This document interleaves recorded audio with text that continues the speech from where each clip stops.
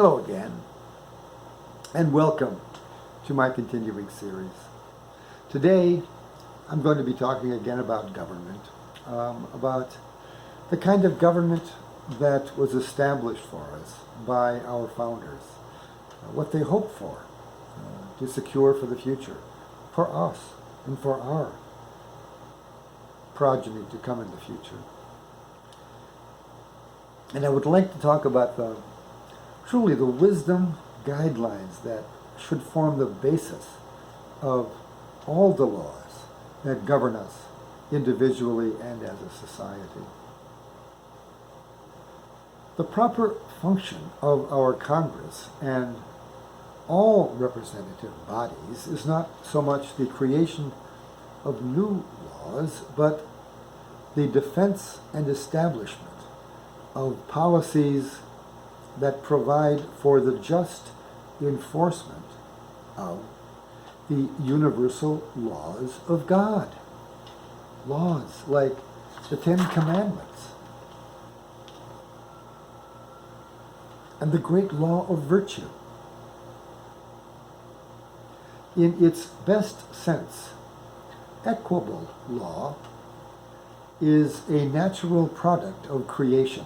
In truth, all equitable law is the product of the beneficence of God's omniscience.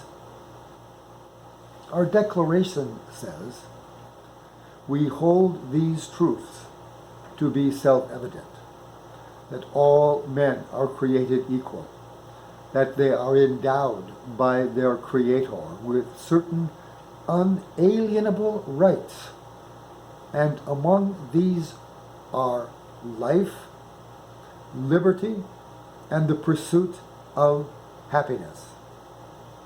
This means all people, everywhere, men, women, all people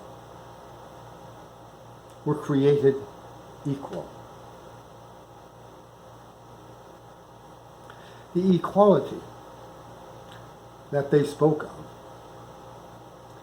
that our founders were speaking of, was not the kind of equality, newfangled equality really, that gives all citizens an equal ownership of the common wealth.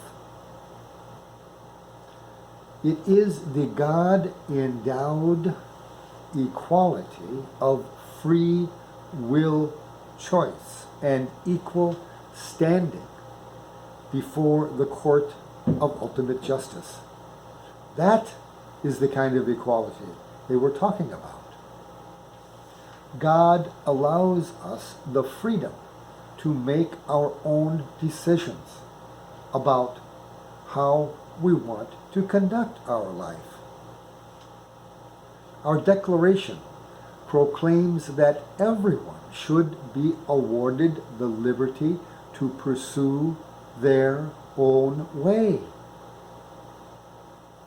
To pursue their own way in life and to live their life the way they want to live it. It reaffirms to us that we have a God-given equality under the laws of God, and because of that truth, we deserve a like equality under the laws of man. Following the great and majestic design of providence, our founders sought to give us all equal rights to liberty and equal protection under the law. Much of liberalism's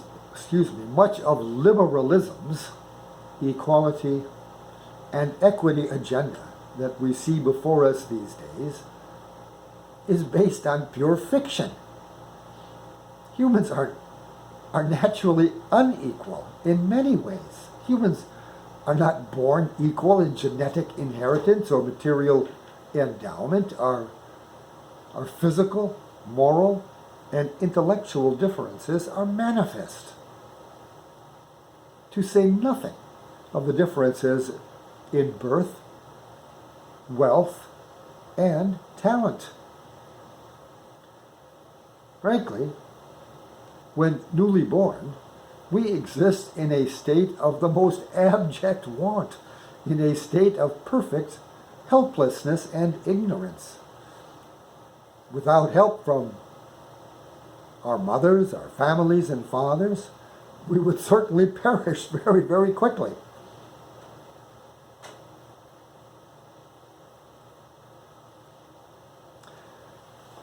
The fallibility of humankind, our credulity, our inability to accurately discern truth from falsehood, our innate egotisms, our stupidities, our proclivities to violence, our desire to always act in our own self-interest. All these traits of our species have been displayed to us throughout all of human history. Our founders knew this. They knew that we humans are just naturally weak in many ways. As such, although we must be trusted with our own individual freedom, the liberty God gave us demands it. But we cannot be reliably trusted to respect the rights and freedoms of others. We need laws to guarantee our rights and freedoms. We need laws to ensure the order afforded us by a stable civil society. Because of these great truths about humanity and the human condition and our right to live in a civil society, it is imperative that our customs include the great forces of moral condemnation and the damning and shaming of bad and evil behavior. We must employ these customs in our society if we are to have any hope of remaining a morally upright and prosperous and liberty-loving people. Without regretting and being ashamed of what you have done, there can be no real regret or penitence. It is a truth about the human condition that people almost never change their behaviors, no matter how immoral or how bad they may be, unless they are compelled to shame themselves out of it, to be ashamed of what they have done, to regret what they have done, and to seek to be better in the future. Humans will always require prescriptions, that is, bans and taboos, and the prescriptive truth to control their proclivities to engage in bad behavior. If we are to continue to prosper as a nation, we must reinstill in our people a genuine respect for the authority of law, that which provides us stability and order. Remember, we will always succeed as a nation and find success in our own life if we follow the wisdom, tradition, guidelines in governing our behaviors and our relations and our interactions with one another. Here in America, we secured ourselves against our own inherent selfishness by constitutionally restricting the scope of government to narrow limits. Our founders did this because they recognized the corruptions that were endemic in governing powers, because of the frailties of humankind. That kind of corruption does often happen. They, our founders, therefore, wanted as little government as was possible. They based our government and our participation therein upon practical considerations that took human nature into accounts. Our government was constitutionally designed to ensure that our personal liberties would be protected from an overly intrusive government, and that local control would long endure.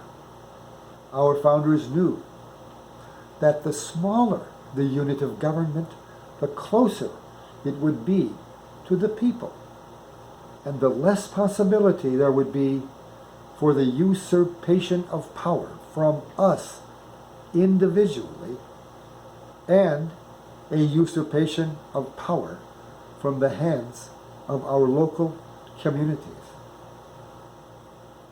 Our founders designed a constitution to prevent this, to ensure individual liberty, freedom of choice, and the opportunity to live your life as you saw fit. Great and grand goals. We must, truly, we should recommit ourselves to these ways of thinking and these reality-bounded truths about life. When we do, only good things can happen for us as an individual and as a nation. So let's fight for our rights and never give them up without a fight. Just never give them up. As Patrick Henry once said, give me liberty or give me death. My, oh my, now that's a commitment. That's what our founders were like. They knew that if they lost, they would all be hanged. But they believed in liberty and our God-given rights so much that they staked their lives, reputations, and their estates on this wonderful concept of liberty and individualism. That's it for today.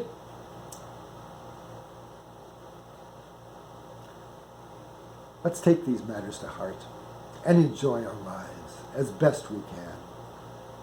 Goodbye for now.